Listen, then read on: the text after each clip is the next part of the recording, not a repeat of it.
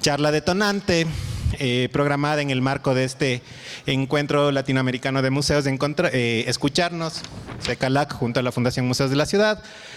Quiero nuevamente agradecer a todos y a todas quienes nos acompañan hoy, quienes se han dado cita aquí al encuentro, al último día del encuentro, quinto día. Estamos todos y todas un poquito cansadas, unas jornadas intensas, pero creo muy interesantes y sobre todo para construir como afectos y escucharnos, ¿no? Como en el marco mismo de cómo hemos denominado este encuentro latinoamericano de educación en museos. La última charla está a cargo de Mariana Rivera. El nombre de la charla es La vocación de la escucha. Creo que es también muy oportuno justamente para cerrar el encuentro, de que nos va a conversar un poco de su práctica. Nuevamente también a nombre del municipio del Distrito Metropolitano de Quito, de la Fundación Museos y CECALAC, es un placer poder cerrar ya casi cerrar el encuentro. Unas jornadas fuertes, pero creo que han sido muy bellas. Encontrarnos, conversar, escuchar y también ser críticos sobre nuestras propias prácticas. Voy a leer un pequeño abstract de biografía de Mariana para poner un poco más en contexto. Mariana Rivera es doctora en Ciencias Antropológicas e investigadora de la Dirección Etnológica y Antropología Social del Instituto Nacional de Antropología e Historia, INAH, en México. Es cofundadora de la casa productora Timbre Audiovisual, en donde se desempeña como realizadora y fotógrafa. Como docente ha impartido cursos de antropología visual y ha brindado su asesoramiento en proyectos en el programa de estímulo para la creación audiovisual en México y Centroamérica para comunidades indígenas y afrodescendientes. También ha dirigido documentales, videoclips, ha publicado artículos sobre cine documental, etnográfico, antropología visual, tejido, memoria y narrativas transmedia. Les voy a dejar con Mariana, que nos va a dar su charla de vocación de la escucha. Y nuevamente me parece oportuno recordar que nos encontramos en un momento complejo de lucha social, así que también estamos acompañando a esa lucha desde nuestros lugares y reconociendo el trabajo de todos y todas nuestras compañeros y compañeras y hermanos y hermanas quienes se encuentran ahora movilizados. Mariana.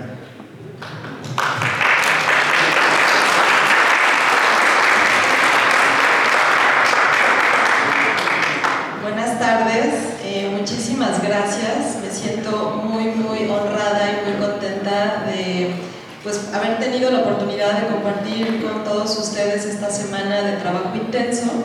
Es una gran responsabilidad hacer un cierre después de esta bella presentación, y qué bueno que también nos han dejado el corazón resonando después de la bella canción, ¿no? de lucha de la voz y del tema que vamos a abrir hoy, que es de vocación a través de la escucha.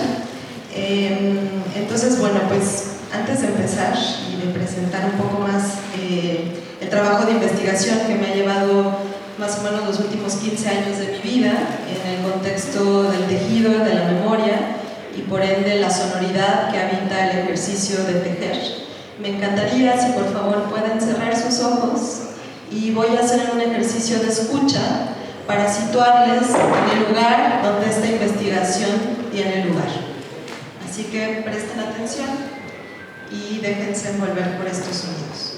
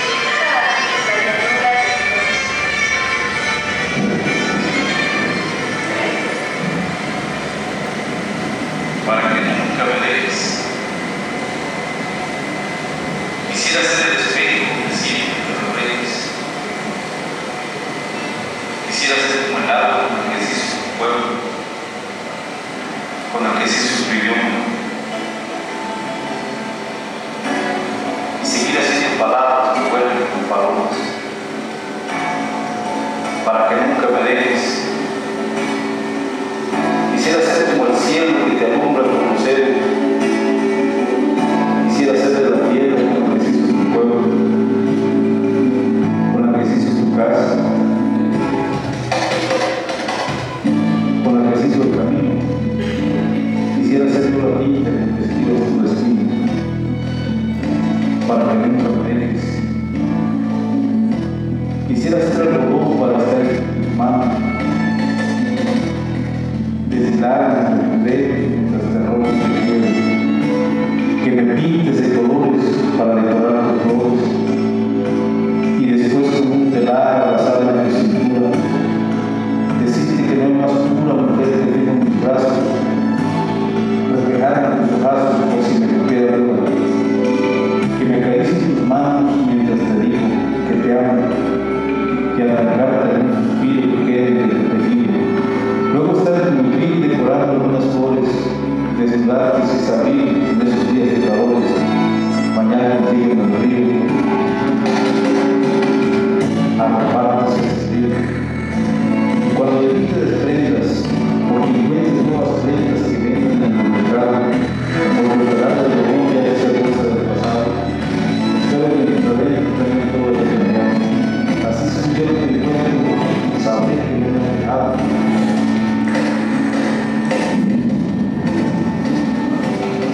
Con lo que quise se ha ido, con su telar integral.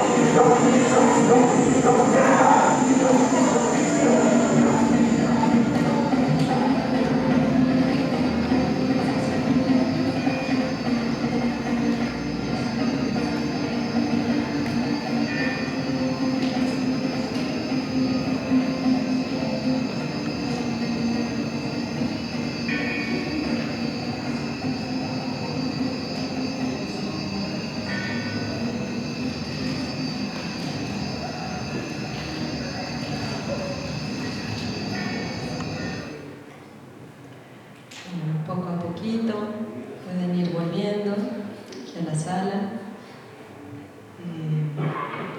Y bueno, pues quise presentarles esta combinación de sonidos que sitúan y localizan este trabajo de investigación en el estado de Guerrero, al sur de México, en una comunidad ñomtá o amuzga, donde se habla el amuzgo o el ñomtá.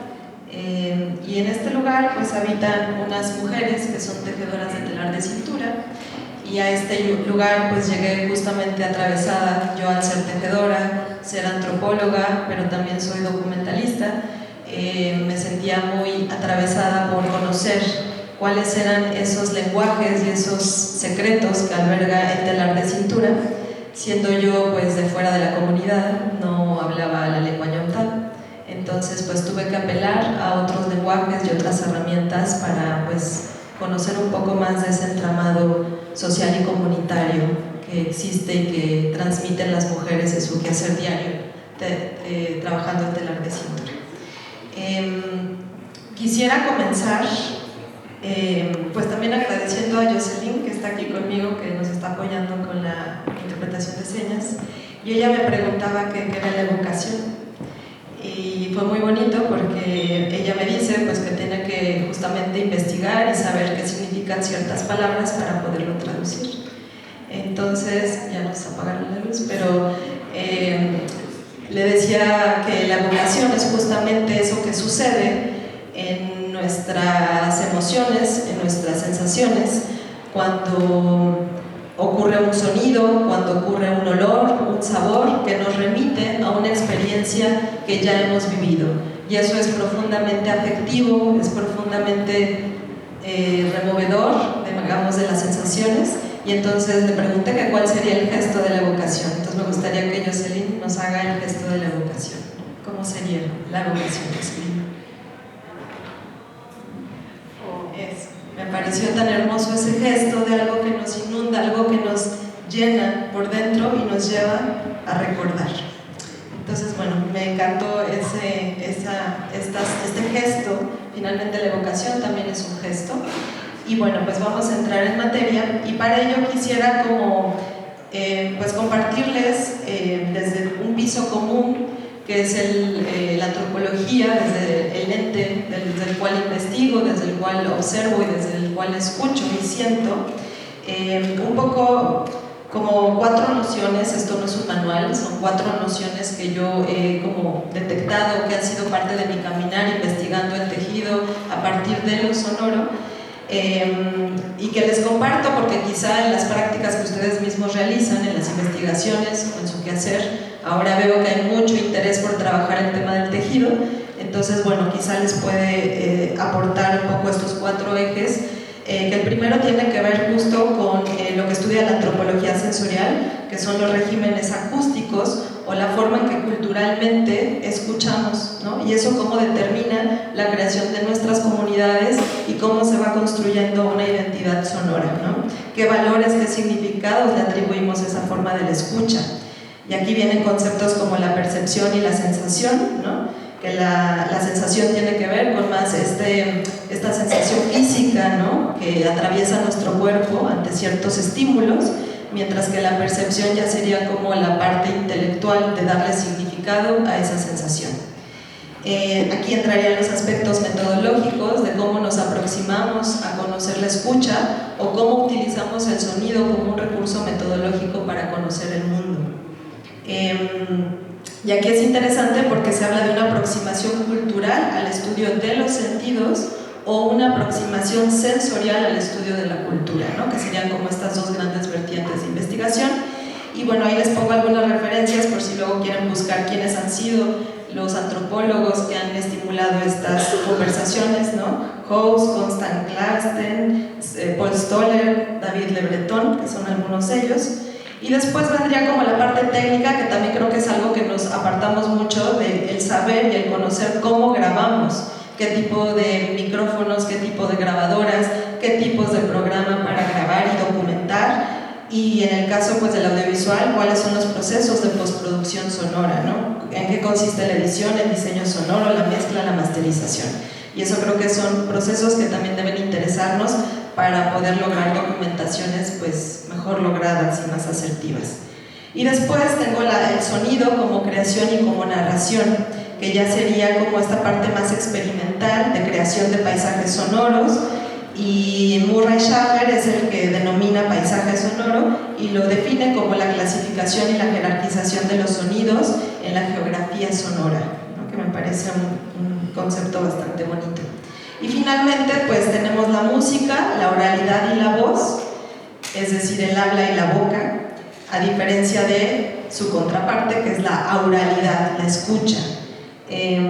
Y hay un concepto que también me gusta mucho, que es el de comunidades aurales, que es cómo se hace la vida en común a partir de la mediación de un sonido y de una escucha que compartimos en comunidad. Y también hay otro concepto que se llama la acustemología, de Steven Feld, que él mezcla la acústica y la epistemología para investigar el sonido. Entonces, bueno, esto nada más son como ideas para quien quiera profundizar en esta parte, pues tenga ahí como algunas pistas, ¿no?, de por dónde.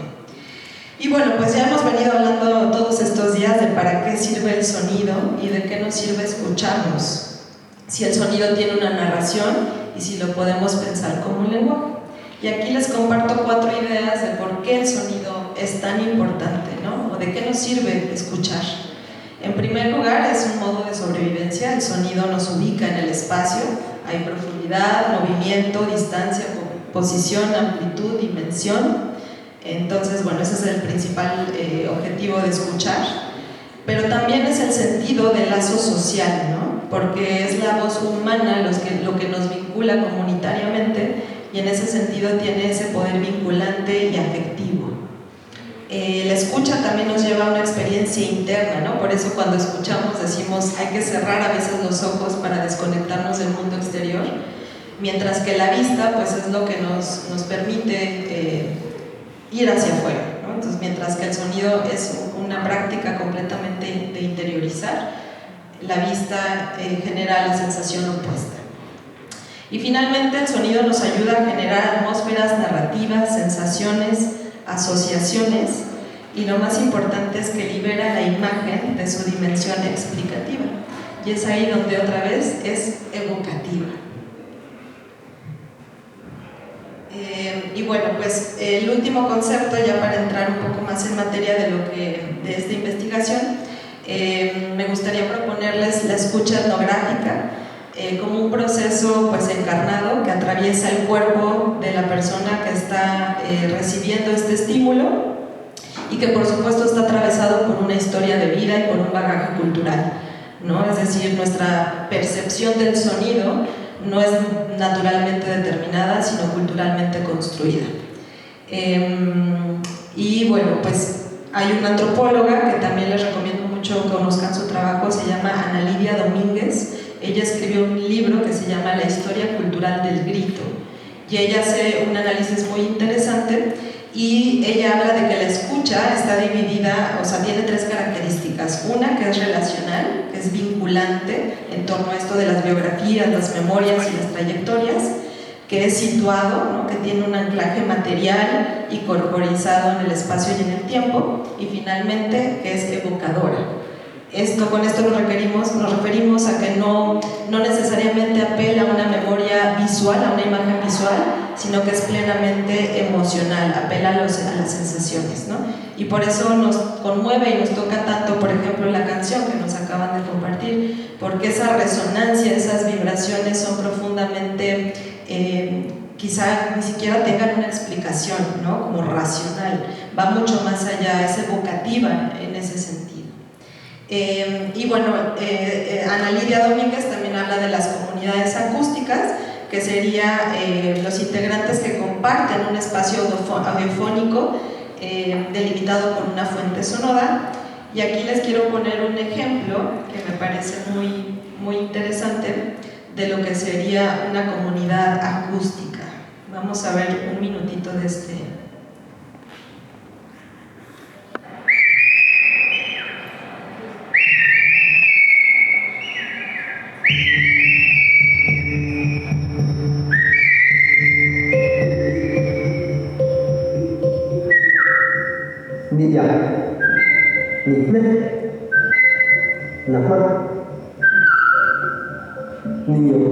El mazateco chiflado nace a través de la necesidad de comunicarnos a grandes distancias, puede ser de un cerro a otro cerro, pero para chiflar a distancias largas la persona tiene que usar otro chiflido.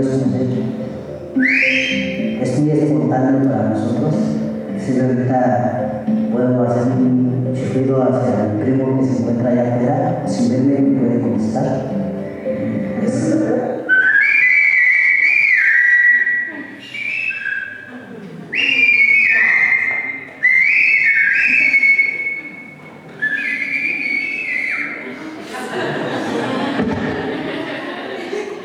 Entonces, por ejemplo, en la Mazateca, estas comunidades acústicas están justamente determinadas por el espacio geográfico, porque ellos viven entre montañas y pues no es de ve y corre a la siguiente montaña a decirle que vamos por unas cervezas, ¿no? Entonces hay un sistema que se desarrolla con el chiflido para poderse comunicar. Entonces es bien interesante, y aquí dejo dos preguntas como para después poderlas conversar, que sería de qué manera contribuye la escucha a la producción de comunidad y pertenencia, y de qué manera la pertenencia a una comunidad condiciona los modos de la escucha, ¿no? Ahí para que la tengamos presente. Y bueno, pues ya entrando un poco más en el campo que nos compete para compartir el día de hoy, pues que tiene que ver justo con lo que les contaba de las tejedoras en Guerrero, y que este caminar junto a ellas, yo llevo más de 15 años trabajando pues colaborativamente con estas mujeres, pues uno como antropólogo, el antropólogo inocente que llega a campo creyendo que puede hacer simplemente entrevistas o que puede hacer preguntas y llegar a un conocimiento profundo, pues me di cuenta que la investigación etnográfica tiene muchas capas y que la principal capa pues es el cuerpo, ¿no? Entonces empecé a aprender a tejer el telar de cintura, y obviamente entendiendo el lenguaje que habita en los hilos, que es un lenguaje completamente invisible, pero que también es un lenguaje sonoro, lo que significa todo el movimiento corporal de estar sentada frente a tu telar. Entonces lo primero que hice fue como pensar el cuerpo como un archivo vivo, donde se articula el territorio, donde se articula la organización social y se gestiona la memoria. El cuerpo como archivo sensible, contenedor e intérprete de experiencias sensoriales. Y acá les comparto otro concepto de Luisina Castelli, que habla del cuerpo archivo biosensible y significante. Y por otro lado, pues el cuerpo también como un ente sensible, material y significante, que hila memoria y archivo. Entonces, digamos que nuestra principal fuente de conocimiento es nuestro cuerpo, y el cuerpo como archivo que alberga esas memorias o esas experiencias que parten del quehacer, ¿no? Me di cuenta que no hay mejor forma de aprender que poniendo el cuerpo a ser afectado y atravesado por la práctica. En este caso, pues la práctica textil, y pensando también mucho en los sonidos que se desprendían de esta experiencia. Y bueno, recordando también que nuestra primera percepción sonora es el del vientre materno, ¿no? Y que la escucha ahí nos demuestra que no solo está ligada al oído, la escucha está en la piel, ¿no? Está en el tacto, está en los otros sentidos. Entonces, por eso el cuerpo como eje de ese archivo que genera historias, que genera memorias, que genera percepciones y que las interpreta, pues se vuelve el eje más importante de cualquier práctica de investigación. Y acá les quiero presentar esta imagen, que un poco esta charla, la idea es como hacer un recorrido de cómo parto de un objeto para ir a una metáfora sonora, para ir después a la creación sonora y cómo esto se retribuye a una comunidad. Entonces, esta imagen, creo que no sé si la ven, o si pudieran, bueno, un tantito para que la puedan observar porque vale la pena, tiene como con un detalle muy fino. Este es un palo de madera que las tejedoras llaman como machete, que es justo el palo que utilizan para apretar los hilos cada vez que atraviesan la trama sobre la urdimbre. Y me llamó muchísimo la atención porque este palo está marcado, ven las líneas que tiene, es lo que hace el hilo de algodón cada vez que es apretado por obviamente muchísimos años, o sea, con muchísima fuerza. El hilo va haciendo una marca, ¿no? Va desgastando la madera, y me parecía una metáfora tan potente de cuántas veces esa mujer tuvo que haber apretado el machete con sus hilos para generar esta erosión sobre la materia, ¿no? Entonces esta imagen es evocativa completamente, me llevaba como a pensar en todo ese tiempo invertido en el quehacer textil.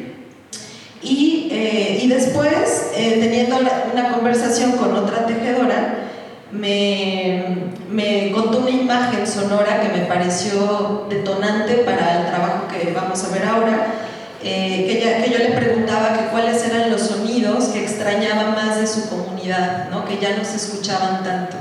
Y esta señora me contó que en tiempos antiguos todas las mujeres se levantaban bien temprano y lo que hacían era aplanar el algodón. En este lugar se cultiva, se cosecha, se hila, todos los textiles están hechos con algodón que ellas siembran. Entonces se levantaba, parte del proceso antes de que el algodón se convierta en hilo, tienen que batir el algodón como si fuera una percusión sobre unas plantas de plátano, ponen un petate y luego tienen...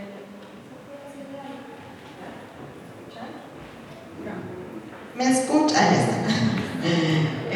Entonces ellas tienen que bater el algodón muy temprano y decían que todas las mujeres se levantaban a hacer esta actividad a la misma hora. Y eso era porque después el viento soplaba y el algodón volaba. Entonces tenían que hacer esta actividad muy temprano en la mañana. Y me imaginé al pueblo entero cómo sonaría estas mujeres como haciendo una percusión. Y esa fue una imagen sonora que me detonó, además de obviamente exponer mi cuerpo a estar 8 horas diarias tejiendo frente al telar.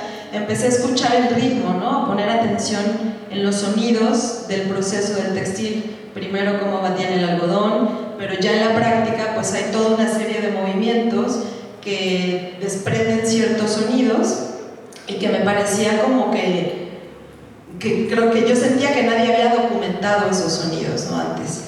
Entonces me puse a documentar como a qué sonaría, por ejemplo, el huesito que pasan a través de los hilos para separarlos, el malacate, que es como el instrumento o como el uso para hilar el algodón, a qué suena la respiración de la propia tejedora cuando está tejiendo, cuando dejan los instrumentos. Entonces, con mi compañero Josué, que él es sonidista y músico, le conté esta idea y me dijo, pues vamos a probar, ¿no? Entonces nos fuimos con nuestro equipo a probar estas resonancias de los instrumentos y del cuerpo como instrumento también textil. Y fue sumamente revelador ya como escuchar cuando puedes monitorear el sonido, y cuando las propias tejedoras empezaban a escuchar sus sonidos, pues se sorprendían, ¿no? de estos gestos rítmicos, ¿no? Entonces, pues también nos dábamos cuenta que la actividad textil pues es una actividad que estimula la oralidad, ¿no? Ellas se sentaban a tejer, a conversar. Entonces es una actividad, por eso es como tan importante la memoria dentro de la transmisión del conocimiento, porque estas mujeres en su quehacer, en el trabajo con el cuerpo, pues hacen un trabajo de preservación de la memoria, ¿no? Que pocas veces es como visto desde ese lugar. Entonces yo me preguntaba qué pasaría si pudiera yo poner a dialogar los sonidos del proceso textil con la poesía, porque encontramos un poema muy maravilloso de un poeta náhuatl que se casó con una mujer amuzga y creó un poema que fue un fragmento que escucharon en el paisaje sonoro. Y después, pues también en el rescate de las músicas tradicionales, allá se toca el son con un violín, y entonces ya tampoco hay muchos violinistas, entonces rescatamos también la música de violín tradicional y se nos ocurrió poner a dialogar estos 3 elementos para componer una pieza que les quiero mostrar ahora, que dura 3 minutos, que se llama Telares Sonoros, y que esta fue de mis primeras producciones audiovisuales. Así lo hicimos con 0 recursos, con los materiales que teníamos a la mano, pero que desde mi punto de vista conjuga como toda esta experiencia también poética que existe en el trabajo textil. Entonces les quiero compartir Telares Sonoros, dura 3 minutitos, a ver qué les parece.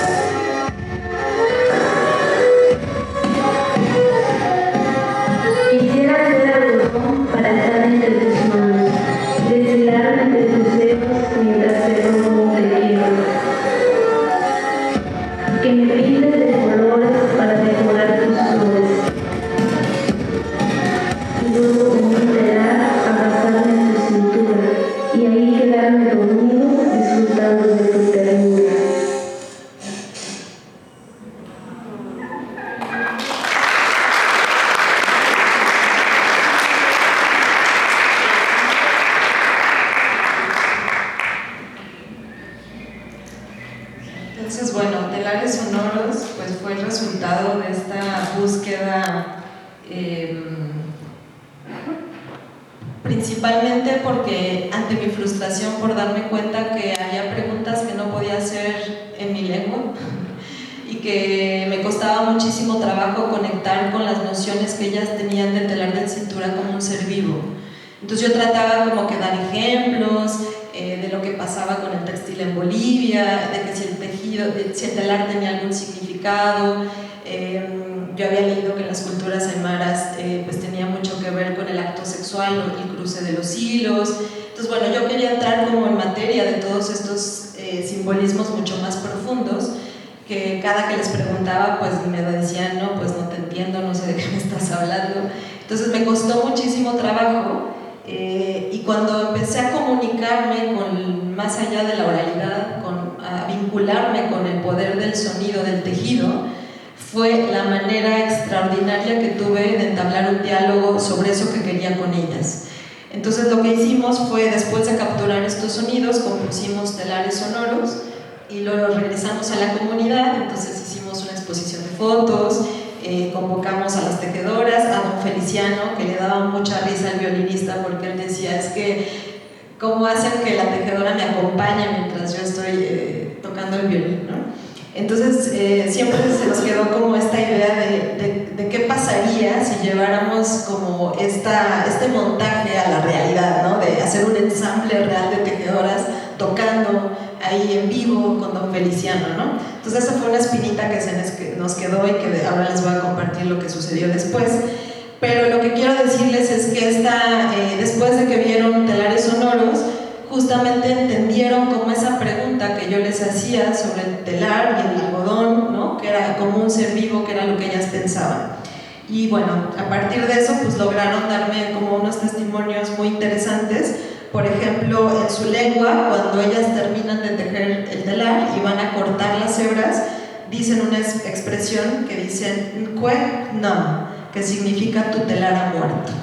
Y yo era, pero ¿cómo que tu telar ha muerto? Entonces ellas hablan de que el telar es como un hijo que tú vas tejiendo, le vas dando vida, y cuando te llega a su fin lo tienes que cortar, lo tienes que matar de algún modo, pero esa es matarlo para que cobre vida como otra persona que va a cubrir el cuerpo de alguien más, ¿no? Entonces, por ejemplo, aquí recuperé dos comentarios que hicieron dos de ellas. Margarita me dijo, el telar tiene una voz y produce sonidos. Cuando haces con el huesito sobre el tejido, quizá te está diciendo que le duele. Cuando estás urdiendo, estás haciendo nacer algo vivo, y el telar representa eso, que está vivo y que va a morir. Cuando tú empezaste a tejer, metiste colores, figuras, le diste vida. Entonces se mueren los hilos que estás tejiendo, pero lo que tú dejaste ahí no muere. Va a seguir vivo en el cuerpo de quien lo viste. Eso me contó Margarita. Y Fortunata me dijo, el telar es como si fuera música. Lo vas acomodando, hace ruido como si fuera música. Luego los palos tienen sonidos diferentes, y cuando le das con el hueso es otro sonido, y ya el palo tiene su sonido. Es como si estuvieras platicando con él o haciendo música. El telar es como si fuera familia, no lo puedes abandonar, es como si fuera un hijo. Y bueno, luego después de eso pues me contaron también incluso prohibiciones de que tú cuando estás embarazada no puedes cortar el hilo porque es como si cortaras tu cordón umbilical, o por ejemplo que se supone que es de mal agüero pasar por encima de un telar porque se supone que puedes tener trillizos. Entonces todas estas prohibiciones que eran sumamente reveladoras, ¿no? También lingüísticamente el nombre de los palos, ¿no? Como toda esta semántica alrededor del textil, pues fue algo que empecé a descubrir a partir de los sonidos, ¿no? Y de proponerles a ellas esta creación sonora. Fue la única manera que se me abrió otro mundo, otro lenguaje que normalmente pues queda invisibilizado frente a nuestra necesidad de observar y de preguntar y de hacer la entrevista, ¿no? Entonces tenemos que apelar a otras metodologías que nos permitan llegar a capas mucho más profundas y emotivas de lo que es tejer. Y bueno, después de esto pasaron algunos años, esto fue 2014, o sea, ya llovió de esa primera experiencia.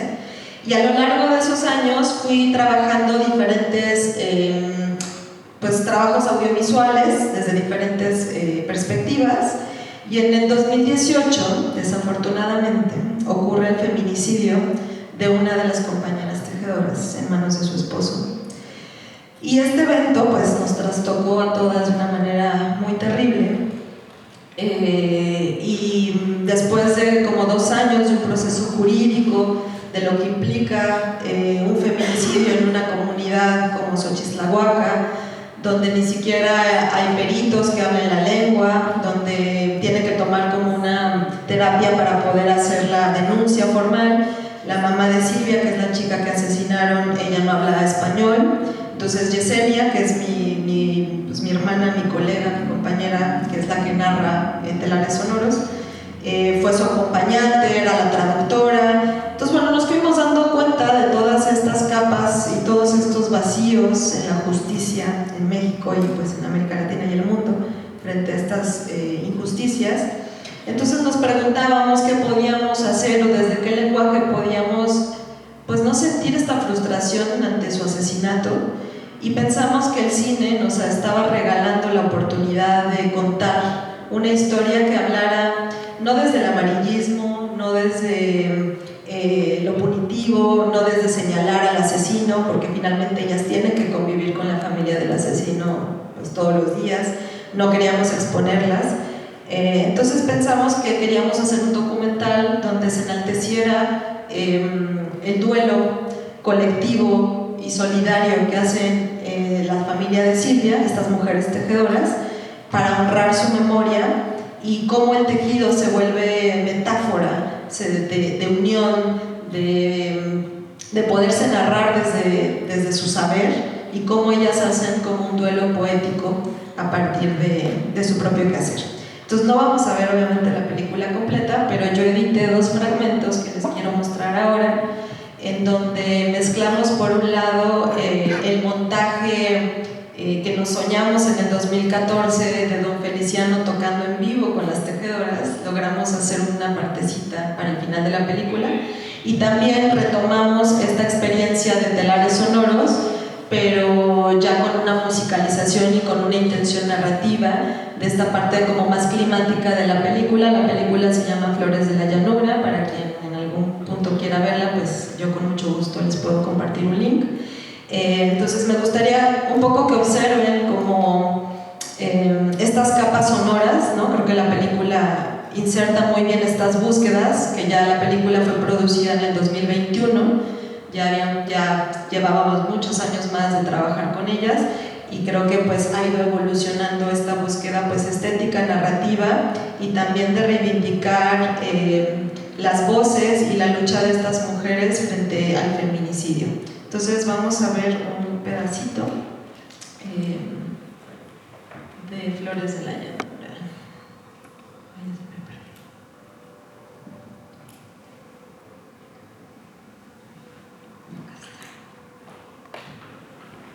¿Me ayudan con la luz, por favor?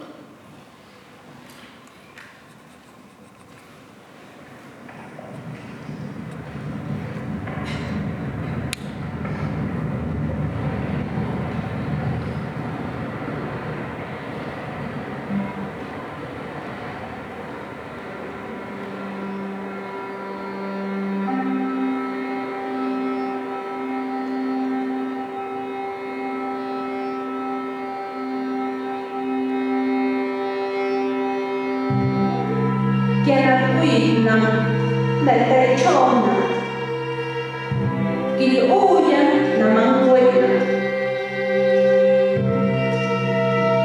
sẽ wish bom na cha shi quỷ sa malwa cha shi kana yoku lashma na jani kia ya wanto quỷ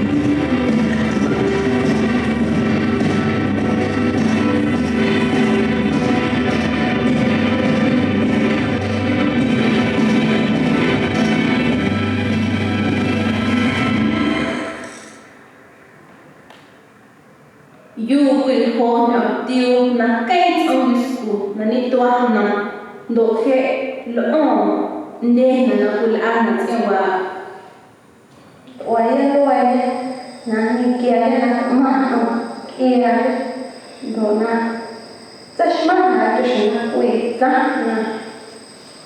na de na na mun the te do na o ya na ya do na ni kia na Chazosha.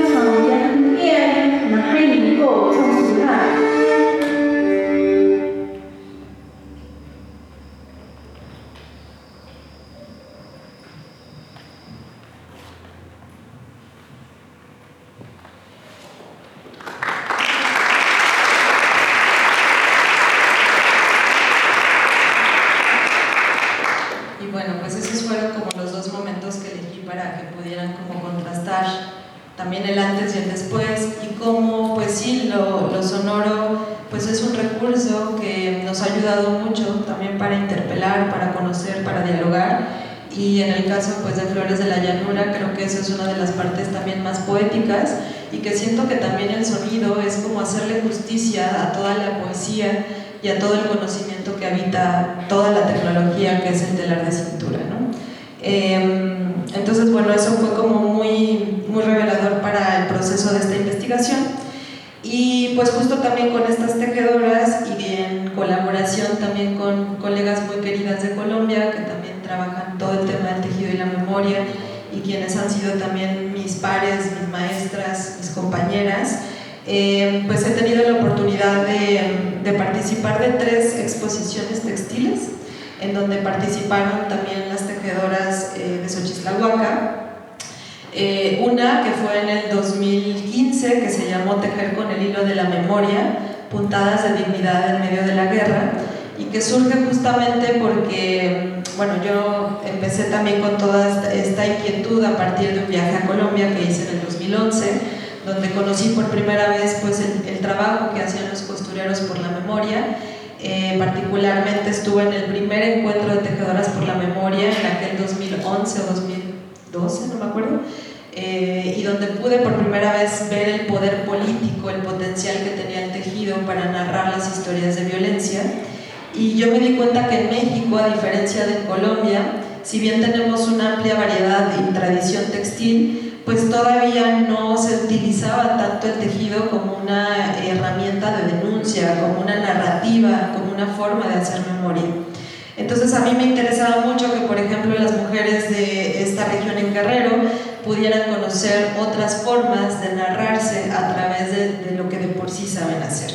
Entonces mi colega Isabel González viajó a México con esta exposición del costurero Tejedoras por la Memoria de Sonsón, y nos fuimos 3 meses de viaje por todo México llevando esa exposición, y con énfasis en llegar a Xochislahuaca. Y llegamos a Xochislahuaca, montamos la exposición y a la par dimos unos talleres de muñecas, y fue increíble porque en estas muñecas hicieron un ejercicio de autorrepresentación donde contaron quiénes eran ellas, incluso salieron historias que ni siquiera entre las mismas mujeres de la cooperativa conocían, historias, unas muy terribles, otras divertidas, ¿no? Hubo de todo. Y entonces al final decidieron que querían hacer una muñeca colectiva que se iba a llamar Florentina, que Florentina fue una mujer que fundó la primera cooperativa de tejedoras en Xochislahuaca y acababa de fallecer. Entonces su memoria estaba como muy viva en ese momento, y decidieron hacer a doña Florentina entre todas y le pusieron un corazón, y adentro del corazón le pusieron las semillas de algodón como una evocación de la vida de Florentina, que después de esa muñeca decidieron enviársela de regalo a las tejedoras de Sonsón en Colombia. Y la metáfora era que cuando esa muñeca llegara sacaran las semillas de algodón y sembraran la vida de doña Florentina en Sonsón. Entonces eso fue muy bello, fue otra evocación, otra metáfora que parte de este quehacer, y eso se empezó a aterrizar desde el 2000, esto fue en 2015 ese taller. Y después tuvimos otra gran exposición en el 2018 en México que se llamó Huellas, Puntadas y Caminares de la Memoria, donde por primera vez llegaron las arpilleras de Chile, gracias a Roberta Basic y su colección de Conflict Textiles. Llevó las arpilleras chilenas de los años 70, participaron también piezas de Colombia, participaron piezas de distintas partes de México, y fueron las mujeres amazónicas de aquí del Ecuador. Entonces fue un encuentro donde conversaron textiles de muchísimas lugares y regiones, pero con la misma temática, y ahí se expusieron estas muñecas de las que les estoy contando. Entonces quisiera mostrarles un pequeño video, una memoria audiovisual que hicimos de esa experiencia, un poco para que vean pues lo que fue el conectar estas historias. Se llama así como la exposición. Vamos, igual si me apoyan otra vez con la luz.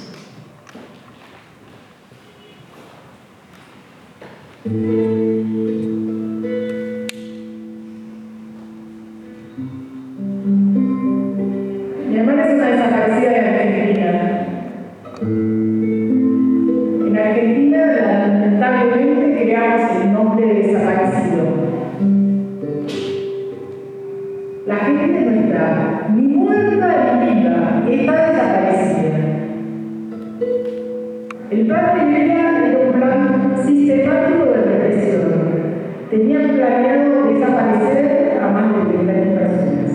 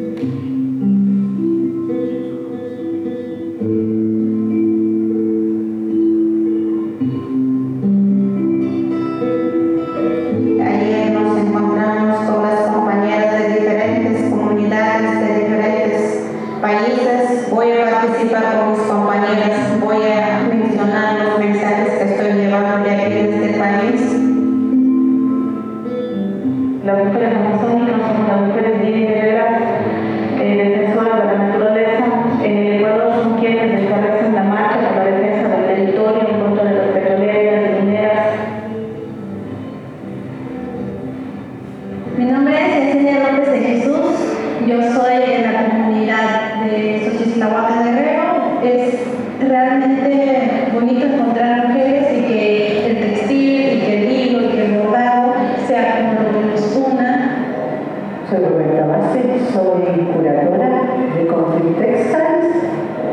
Las huellas no son solo los contenidos, son las técnicas y son la capacidad de distintos grupos de mujeres de hermanarse, de acercarse, de experimentar, y que el mundo no siempre es de arriba hacia abajo, sino que de abajo hacia arriba se va influyendo a distintas culturas, a distintas formas, distintas artes, distintas disciplinas. Me llamo Rosa Borrás y represento al colectivo Bordando por la Paz Puebla. Bordamos feminicidios, ha sido muy conmovedor, ha habido momentos muy duros, pero también ha habido momentos de mucho aprendizaje y de mucha fortaleza.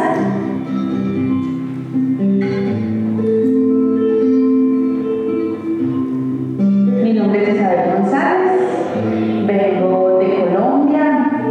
El corazón y la vida de caminar ha estado al lado del costurero de tejedores por la memoria de Sansón, de los grupos de tejido y memoria de Medellín. A partir del trabajo del costurero viajero que nace en Sansón, llegamos hasta el Meta, trabajar con jóvenes, hombres, mujeres, que digamos están en su proceso de reincorporación de las FARC, y hoy también hay una tela aquí que es muy significativo.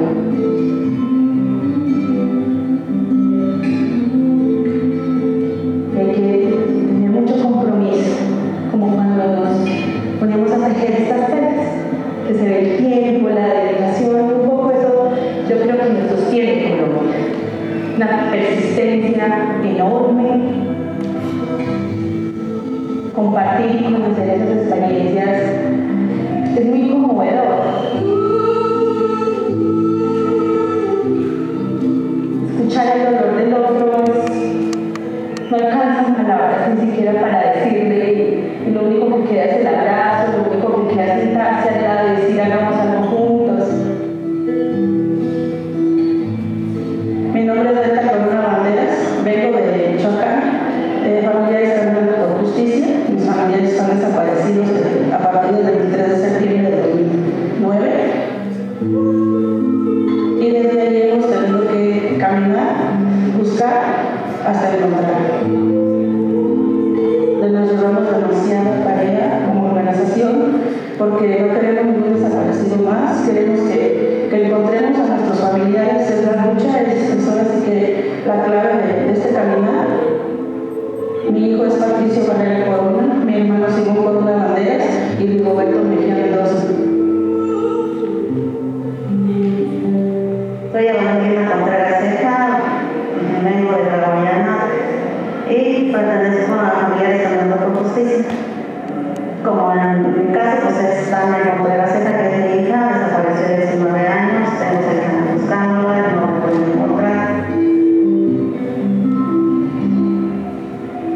Y nos estamos aprendiendo que hay muchas personas con el mismo problema y que debemos de trabajar y debemos de presionar para encontrarlos.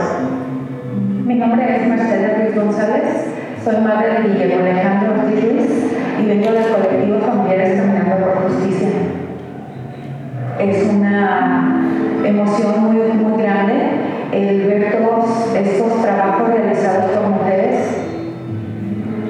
El trabajo tan bello que realizamos representa el doble cara, ¿no? El hecho de ser tan hermoso, pero a la vez representar las realidades más fuertes de las que es capaz el ser humano. Camino,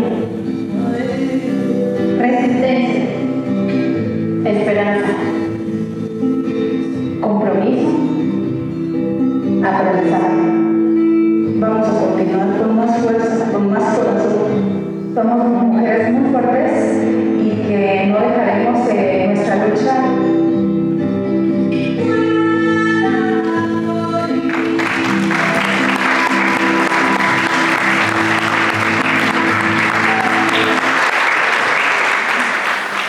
Y bueno, pues esa fue esa memoria del 2018 donde donde pues pudimos conjugar durante una semana a todas estas participantes de todas estas regiones. Y bueno, finalmente en el 2020 hicimos la última exposición que se llamó Tras las huellas de los desaparecidos, donde igualmente pues fue una convocatoria abierta a recibir obras textiles de México y el mundo, y también con una curaduría centrada pues en el tema de la desaparición y de las personas que buscan. Y fue muy interesante esa convocatoria porque recibimos piezas principalmente con el tema del feminicidio, ¿no? Entonces fue como una cartografía de cuáles eran esas deudas y esos temas pendientes y de los cuales necesitamos hablar y exponer. Y pues tristemente en México el feminicidio pues es una de las grandes deudas que tenemos nacionales, ¿no?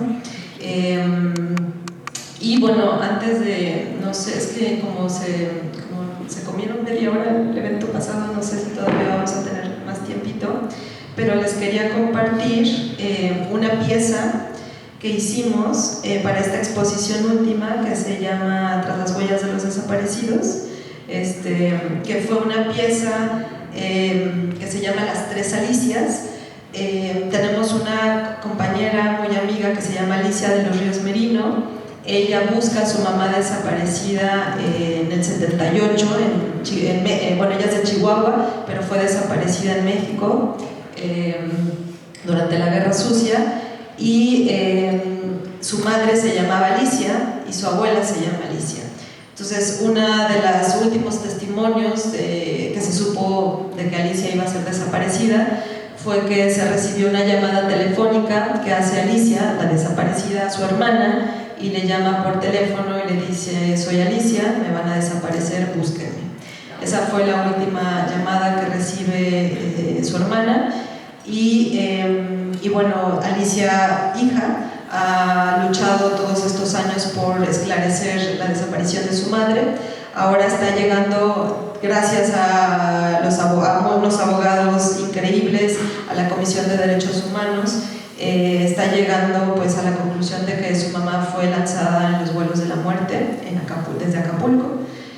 Apenas están abriendo sus archivos, pero bueno, esa historia que narra de cómo se recibió esa última llamada, pues nos dio la invitación para evocar esa misma experiencia.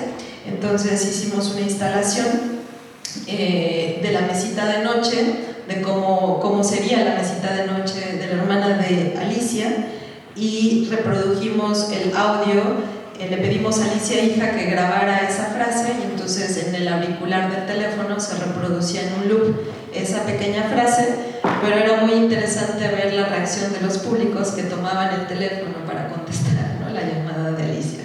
Entonces nada más quiero que la vean, es unos segunditos de esta pieza.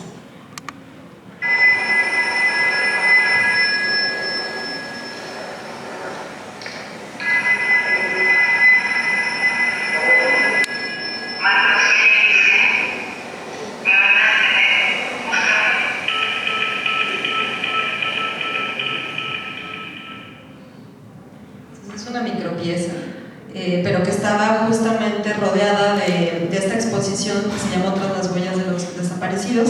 Fue la única pieza que no era propiamente una pieza textil, pero que contextualizaba sonoramente ese momento, ¿no? Entonces creo que es una de las piezas de esa exposición que me di cuenta que a la gente más le comprometía o le hacía como incluso a ir a tomar el teléfono y contestar, ¿no? Entonces me gustó mucho como esta idea de experimentar con piezas que juegan con lo sonoro y cómo evocan finalmente esta sensación y esta emoción que no podemos a veces explicar con las palabras, ¿no? Y bueno, antes de llegar a esto de las conclusiones, también quería presentarles un proyecto que no propiamente tiene que ver con el textil, y que rara vez presento, no sé por qué, pero que sí tiene mucho que ver también con los sonidos. Esta es una narrativa transmedia que también pueden consultar en línea.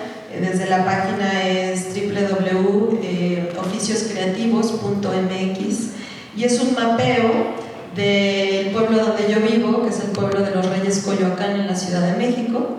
Y a mí lo que me interesaba era conocer a los actores principales de los oficios urbanos callejeros y cuáles eran sus pregones y cuál era su vínculo con el espacio. Entonces se nos ocurrió hacer esta página. Estos son los personajes que van a encontrar en ella y que tiene pues una parte interactiva que es conocer cómo son las calles del pueblo de los Reyes. Entonces uno puede hacer el recorrido literalmente empezando por la iglesia del pueblo y uno puede decidir como sus recorridos, ¿no? Aquí van a encontrar un mapa de las calles que están mapeadas y pues también cada calle pues tiene su diseño sonoro propio, la que vende las quesadillas.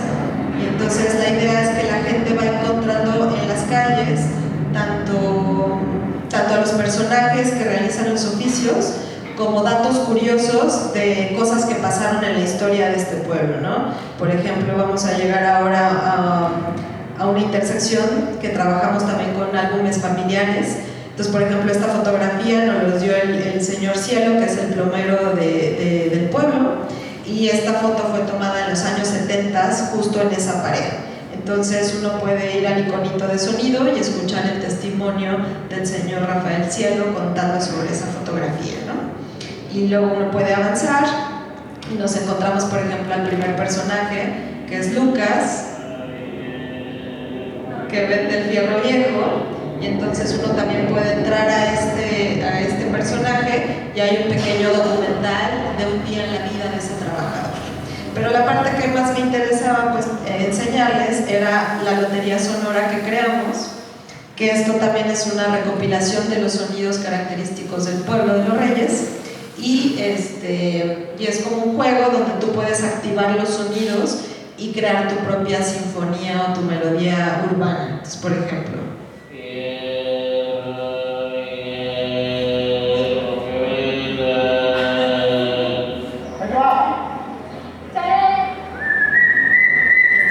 de echar aguas de los carros que vienen.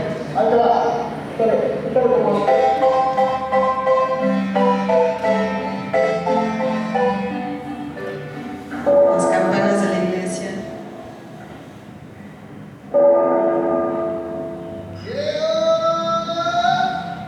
Gas,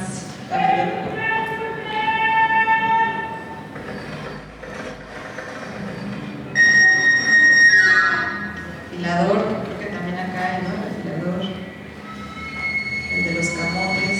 Entonces uno puede ir activando los sonidos hasta crear su propia melodía. Por ejemplo, vamos a subir.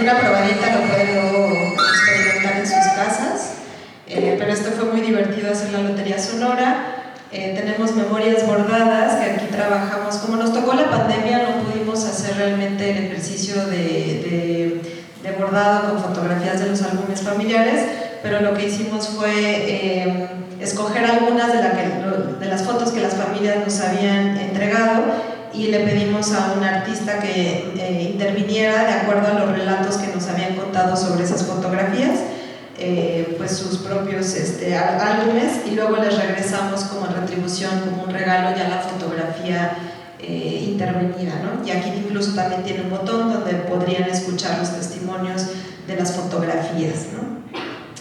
Hay otro de testimonios que ya son más relatos de los personajes característicos del pueblo, fotografías de los álbumes familiares, ¿no? Así hicimos como una sistematización tratando de ubicarlos en el tiempo y el espacio. Y pues también tenemos otra parte con las fachadas tradicionales de las casas, ¿no? De ahí del pueblo de los Reyes. Y pues la idea, se hizo una presentación también en el pueblo, llegaron los vendedores, los actores de esta narrativa y pues también fue muy interesante. Les dimos el grabado, porque la portada, como vieron, en realidad es un grabado de Cassandra Saba, que es una amiga también antropóloga visual y artista plástica que también vive vivió aquí en Ecuador. Y entonces la portada es un grabado y a cada personaje pues le dimos su grabado personalizado. Entonces bueno, esta es otra como, no tiene mucho que ver con el tema del tejido, pero sí quería como mostrárselas pues porque apela, ¿no?, a este recurso sonoro. Y bueno, pues ya como para ir cerrando y también escucharles un poquito, pues a manera de conclusión, me gustaría compartirles que la escucha pues es aquello que permite amplificar las historias y los saberes de las comunidades que son a menudo silenciadas, que entregar esta escucha etnográfica a espacios como los museos puede ser un campo muy importante de exploración socioemocional y afectiva, para fomentar una reflexión crítica también sobre la memoria corporal y cómo es que podemos traducir estas memorias y saberes que habitan el cuerpo a una curaduría museográfica, por ejemplo, ¿no? Bueno, y esta última imagen es una arpillera que hicieron las tejedoras Flores de la Llanura, con escenas de la película que les fueron más significativas, ¿no? O que les generó más, más afecto, ¿no? Y esta pieza hizo parte también de la exposición de Tras las huellas de los desaparecidos y pues normalmente pues acompaña a las proyecciones de la película, ¿no?, como una forma de complementar el relato que empieza siendo textil, se convierte en lenguaje audiovisual y se devuelve a ser textil.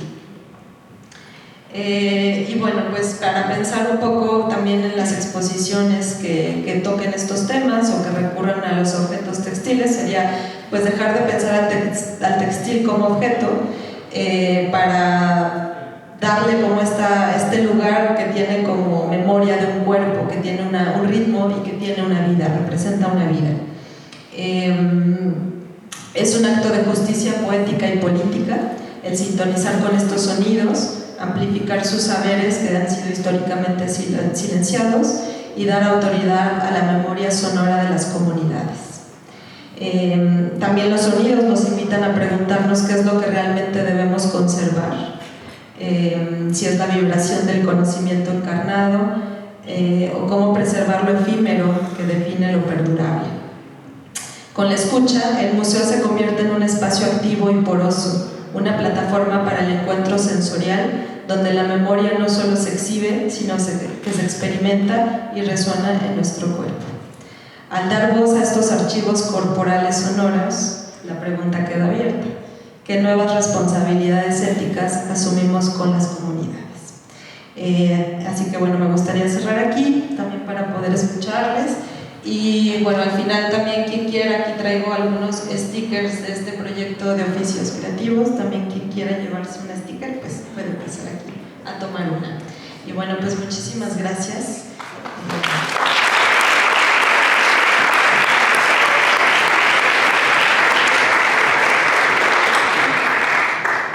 Muchísimas gracias, Mariana, por compartir tu trabajo. Es tan interesante. Quiero dar paso al público para ver si es que alguien tiene algún comentario, una pregunta en relación a lo que ha compartido el día de hoy Mariana, para que aprovechemos este espacio justo así un poco para ampliar el diálogo, la conversa y la escucha.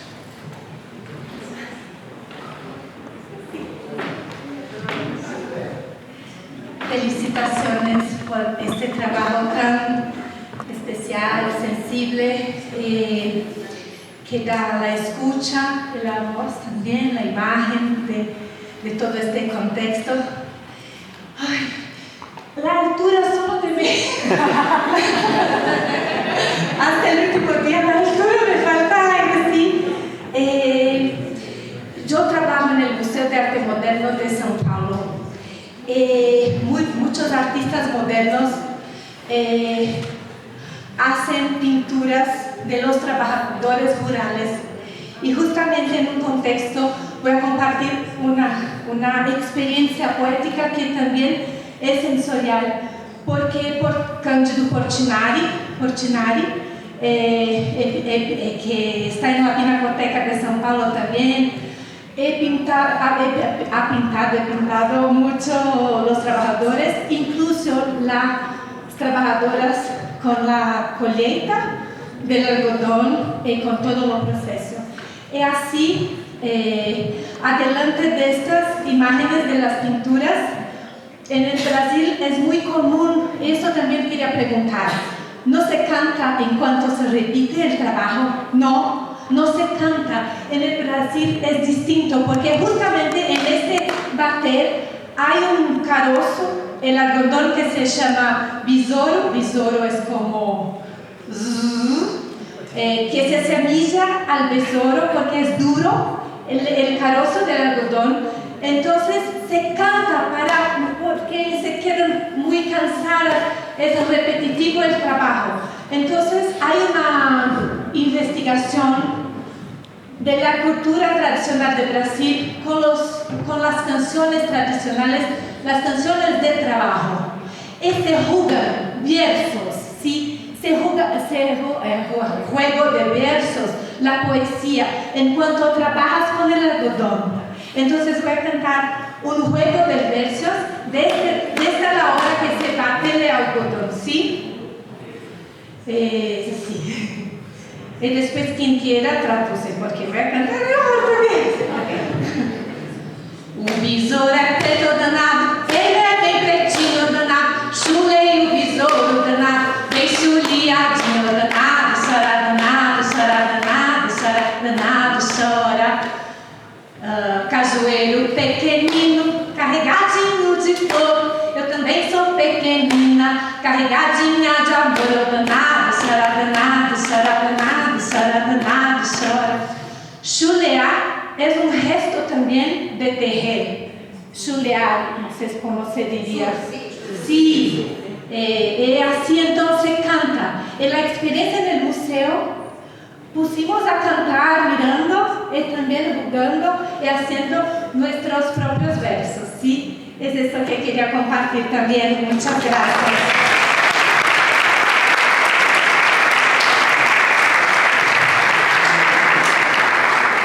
Muchísimas gracias por compartirnos. ¿O alguien más que quiera?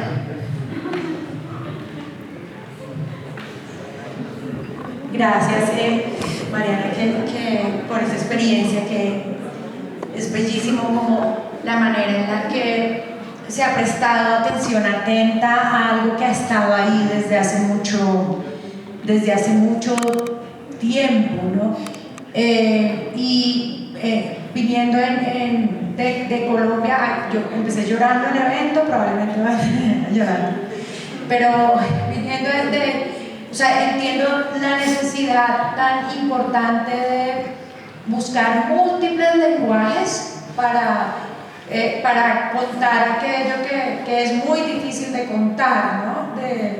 Que ha estado detrás de todos estos procesos de los tejidos en Colombia, en términos de o sea, los tejidos inician como una manera de contar una masacre que no puede uno reproducir con palabras, ¿no?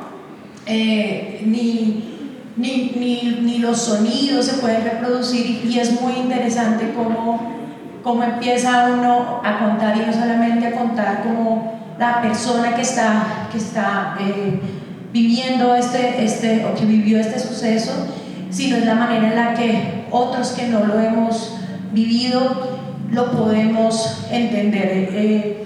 Los sonidos, el tejido, el textil, la posibilidad de tejer en colectivo son los lenguajes, es como la búsqueda de múltiples lenguajes en una sociedad que nos ha centrado en la lectoescritura, ni siquiera en la oralidad, sino como no sé, como en la palabra inteligente, la palabra letrada para contar esto. Entonces me parece que es muy importante que aprendamos a leer, a comunicarnos y a encontrar múltiples maneras de contar lo que no tiene nombre, de contar lo que no es explicable, y de esta manera también se crean unos procesos de empatía, y finalmente en sociedades como la nuestra, como de reconocimiento y de poder enterarte, digamos,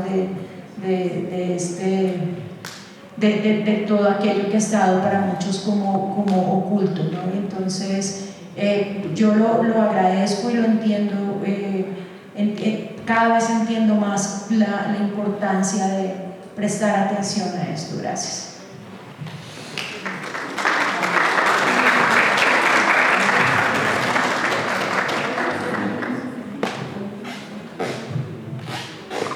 ¿Alguien más, tal vez alguna otra pregunta o comentario para Mariana?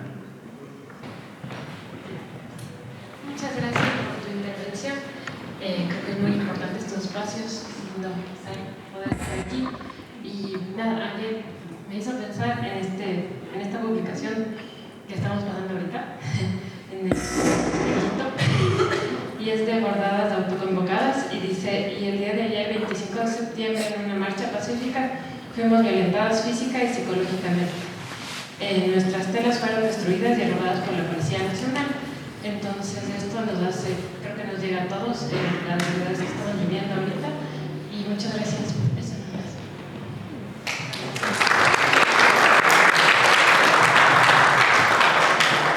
Gracias, Gaby, también por compartirnos de ese sentir. ¿Alguien más desee tal vez algún comentario o una pregunta para Mariana, sino para... Sí, adelante, por favor. Dos cosas. Una, y a lo mejor es un poco más entendida entre mexicanas y conocemos el contexto, pero escucho que vienes de Lina, ¿no? Y creo que son pues investigaciones que son difíciles de colocar dentro del instituto, ¿no? Quería que me platicaras un poco como ya tu papel de antropóloga, ¿no? Cómo colocar estos discursos en una antropología tan rígida como es del propio instituto. Si te ha sido más fácil desde la parte artística, ¿no? Y expositiva poder abordar ello. Y por último, retomo un poco Irene Vallejo, ¿no? con lo que dice, ¿no? De que es un acto femenino, ¿no? Es un acto y entonces como también en ese vocablo, en la palabra misma, ¿no? Está lleno de elementos que tienen que ver con el hilar, tejer, entrenar, ¿no? Pero desde la parte que acaba siendo un territorio de la mujer.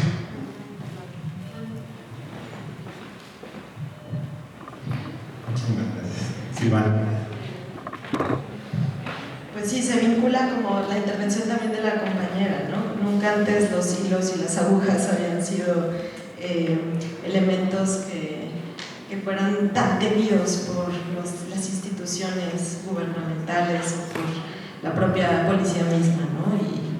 Y creo que ese poder que tenemos desde estos lugares aparentemente silenciosos también, ¿no? O al que se ha relegado nuestra práctica, creo que más que nunca, o yo lo que he podido ver en estos últimos casi 15 años, o sea, el potencial que ha tomado como esta práctica textil, ¿no? Textil que viene de texto, para recuperar todos estos saberes y también por ser una práctica tan corporal, ¿no? Tan corporal, tan sensorial y eso que decía, ¿no? Que estimula esta posibilidad de colectivizar, de estimular la oralidad y por lo tanto la escucha. Y no es sorprendente que ahora veamos tantos colectivos, ¿no? Que estén organizados alrededor de este quehacer. A mí me impresiona, yo cuando empecé esta investigación solo existía en México Fuentes Rojas, ¿no? Que era Bordando por la Paz, y no había más. Entonces ha sido también muy enriquecedor ver cómo estas nudos que se van tejiendo transculturalmente pues van llegando a otros lugares donde se necesita ejercitar estas narrativas, ¿no? Desde estos otros espacios. Y con relación pues al trabajo como antropológico, pues sí, o sea, soy la oveja negra de la institución, nadie me quiere, creo que me odian, porque obviamente no hay una comprensión, ¿no? Y porque ellos no es o sea, es muy difícil hacerle ver a una institución que las fronteras son cada vez más invisibles entre la práctica artística, entre la práctica social, entre la práctica cultural, y que tenemos que abrevar de otras disciplinas porque si no, no vamos a progresar en nuestro quehacer, ¿no? Entonces ha sido también un campo de batalla y de lucha, incluso pues el pensar que podemos generar otro tipo de investigaciones o que los estudiantes se puedan titular con otras, o sea, no con una tesis escrita, ¿no? Que puedan hacer proyectos de intervención social o que puedan hacer una instalación o que puedan hacer una curaduría o que puedan hacer otras formas, ¿no? Es algo que todavía nos toca seguir como luchando y exigiendo ese espacio de respeto que nuestra disciplina y las disciplinas que se integran se merecen. Entonces creo que por eso espacios como este para mí son tan importantes, porque estamos como validando nuestros quehaceres desde esa forma integrativa, ¿no? De que todos necesitamos otras herramientas y otros conocimientos para que las investigaciones pues eso no queden encapsuladas en un libro que va a servir para atorar en la mesa, ¿no? O que a las comunidades de qué les va a servir lo que tú estás investigando, cómo podemos generar conocimientos co-creativos, ¿no? Entonces, bueno, también ha sido muy enriquecedor este espacio para ver esos otros procesos desde otras trincheras que seguramente necesitamos en todas nuestras áreas, sobre todo de investigación, y cómo esta investigación también puede entrar a las salas del museo, ¿no? O cómo el museo puede abrevar de estas metodologías o de estos enfoques para que también lo que se exponga pues tenga un sentido mucho más próximo a las comunidades a quienes representa o con quienes conviven. Entonces, pues invitarlos a seguir luchando por darnos ese espacio y agradecer un montón también por su escucha y por su sensibilidad y por todo lo que me llevo de aprendizaje de estos días. De verdad, muchísimas gracias.